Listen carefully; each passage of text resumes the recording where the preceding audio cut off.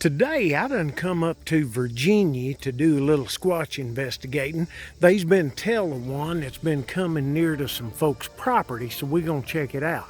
Now I done put out some bait. A lot of folks don't know this, but a squatch loves butterscotch.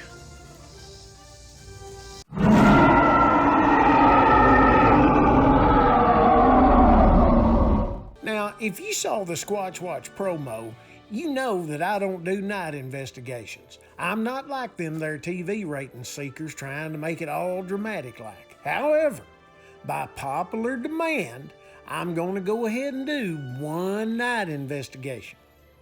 But first, there's something right over here I want to show you I done found. Now, I was tracking that big critter, and I come up on this right here. I don't know if you can see it or not,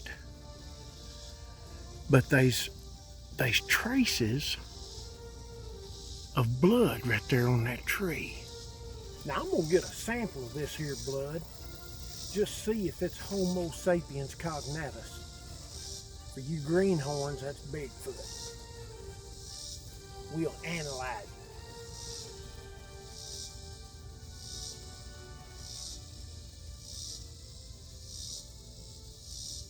Oh yeah. I'll put that in a little baggie. We'll analyze that. Now this here week, we're going to talk about knife sharpening.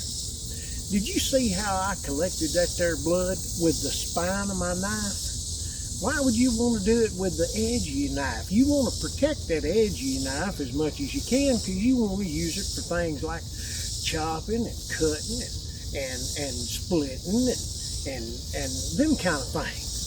Now, there's all kind of things you can sharpen the knife with.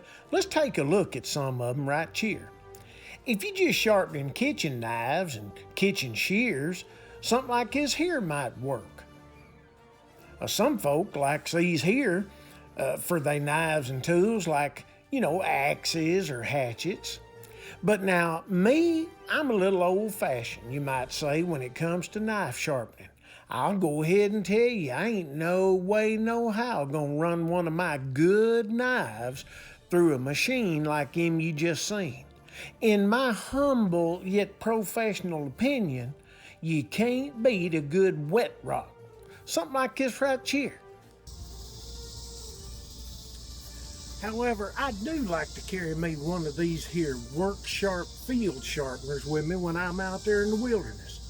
They's awful handy. They'll fit in your pocket or your pack. Now, there's all kinds of videos on the YouTube teaching you how to sharpen a knife, so I ain't gonna get into all that. I just want you to understand that you need a good sharp knife when you out there in the wilderness doing squatch investigating, because there's things to be cut, things to be chopped, things to be split. Comes in handy. But right now, we're gonna let that sun go down and we're gonna get ready to do a night investigation. Y'all ready? Now I'm gonna go ahead and tell you, I ain't got no night vision goggles, but I do have a night vision camera. So what I'm gonna do is I'm gonna try to get through the woods using that camera. So let's give it a shot, shall we? Let's just turn it on right now. Let me see if I can find the button. Where's the button? I can't see a blame thing. Oh! Okay, here we go. Oh, there, a little bit. I can't see a blame thing.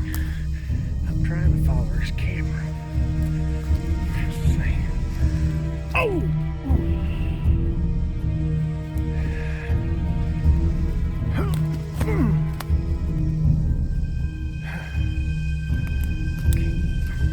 This is the stupidest thing I've ever tried to do.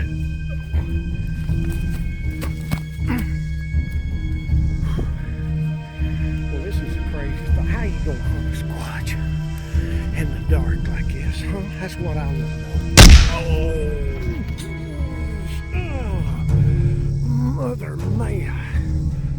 Okay, alright, that was my forehead. I think I just crushed my head. Alright, here's Squatchy, Squatchy. Here's Squatchy, Squatchy. Whoa! Oh man, I done lost it. I done dropped the camera. Hang on.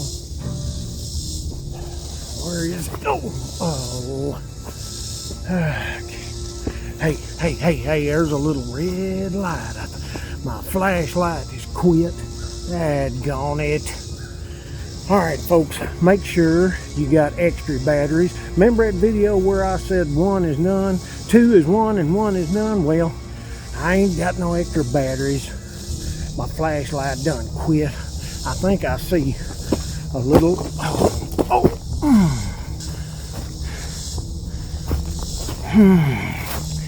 I think that's it.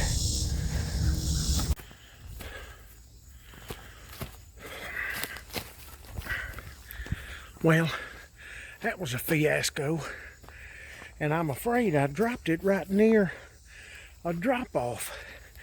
But I can't see nothing. I hope I'm going the right way.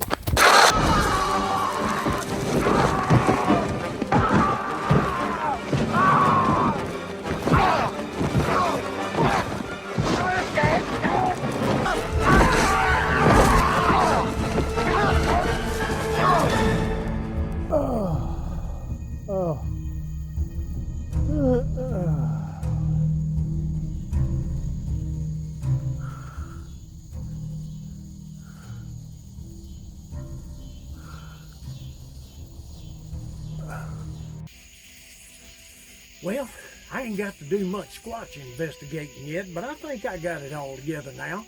In fact, I think I'm going to call on a local expert here in Virginia who knows about Squatches and has seen them in the area. Folks, this here is Percy Huck Purvis the I mean the third.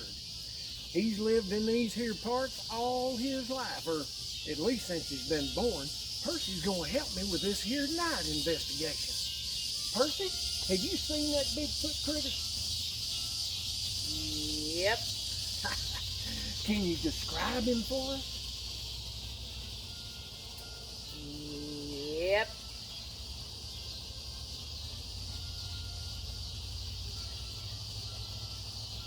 Well, was he tall? Yep. Was he big?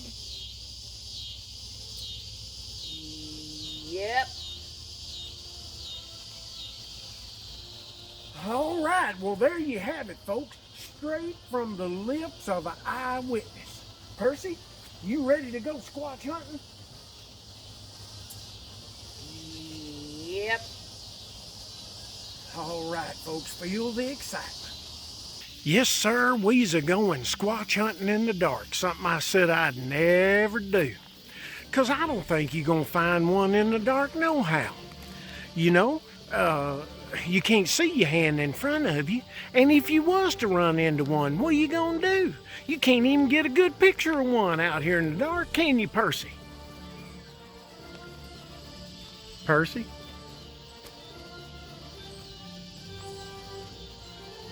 Percy. I think this here night investigation is over. My findings is inconclusive. Well, folks, that there night investigation, like I thought, was a bust. You ain't gonna catch no Squatch in the dark. Now, we heard some noises, and we got to talk to a direct eyewitness, but when it was all said and done, my findings was inconclusive. But all is not lost. You remember that blood sample I got? Well, we fixing to find out right here on Squatch Watch whether or not that was a Bigfoot. I started to say a Homo sapien cognatus, but you know, I'm trying to keep it down here for some of you greenhorns. Well, let's find out right now.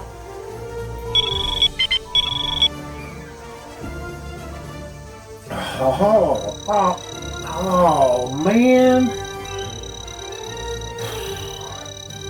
Well, I ain't 100% sure if that's Squatch blood or not, but whatever it is, there's 100% chance that it's got the coronavirus. Dadgummit, I done been exposed. Well, y'all join me next time on the Squatch Watch and maybe we'll find Percy.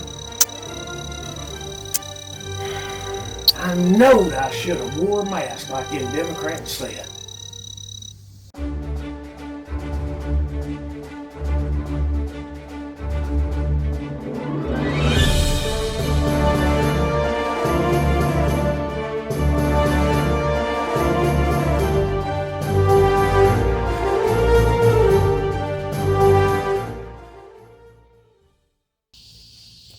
Now, folks, this here is Percy Huck Purvis the the third.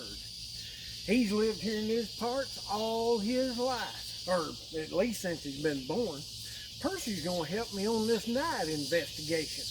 Percy, have you seen that Bigfoot critter before? Yep. Can you describe him for us?